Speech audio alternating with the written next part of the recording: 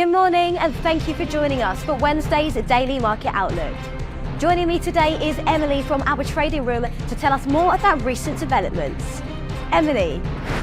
Galaxy Digital reported strong third-quarter earnings results, driven primarily by higher trading activity and continued expansion in asset management, signalling steady institutional interest in crypto-focused financial services. Adidas raised its operating profit guidance, saying it successfully mitigated the extra costs caused by US tariffs.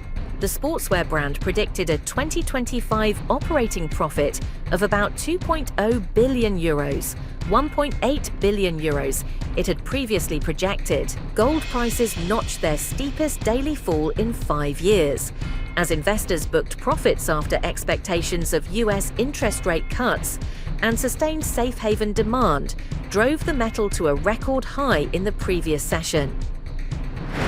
The sterling-dollar pair edged lower in the last session. The stochastic indicator is in overbought territory. The Bitcoin-dollar pair edged higher in the last session. The ultimate oscillator is giving a negative signal. The Aussie-dollar pair saw moderate losses in the last session. The MACD is giving a positive signal. The dollar-yen pair saw moderate gains in the last session. The stochastic indicator is giving a positive signal.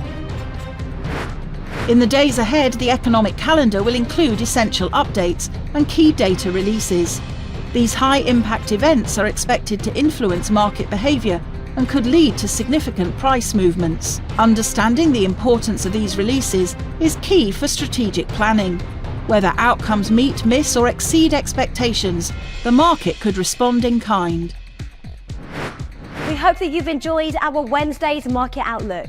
On behalf of us all here, we wish you a productive trading day. Be sure to log in tomorrow morning for the latest news and events from the financial markets.